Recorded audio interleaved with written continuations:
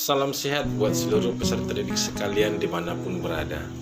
Perkenalkan, saya Ihud Perlindungan Simamora, guru SMK Negeri 1 Lahewa.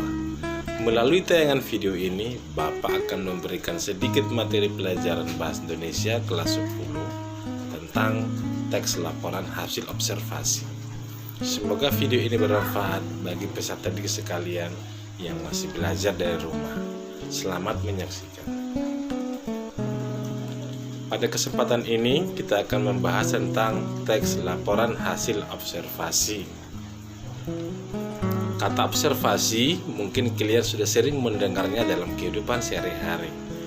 Observasi sering kita artikan sebagai peninjauan atau pengamatan.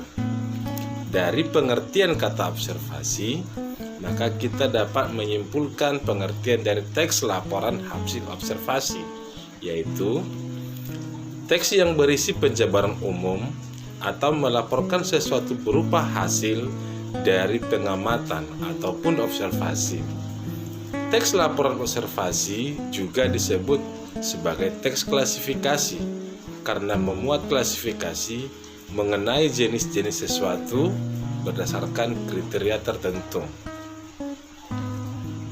Fungsi dari teks hasil observasi yang pertama, melaporkan tanggung jawab sebuah tugas dan kegiatan pengamatan. Yang kedua, menjelaskan dasar penyusunan kebijaksanaan atau keputusan serta pemecahan masalah dalam pengamatan. Yang ketiga, sarana untuk pendokumentasian. Dan yang keempat, sebagai sumber informasi terpercaya. Untuk membedakan teks hasil observasi dengan teks-teks lainnya, maka sebaiknya kita harus mengenal ciri-ciri dari teks laporan hasil observasi. Yang pertama, teks observasi bersifat objektif, global, dan universal. Yang kedua, objek yang akan dibicarakan atau dibahas adalah objek tunggal. Ciri yang ketiga, ditulis secara lengkap dan sempurna.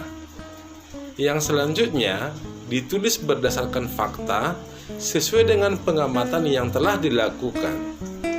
Ciri yang kelima, informasi teks merupakan hasil penelitian terkini yang sudah terbukti kebenarannya.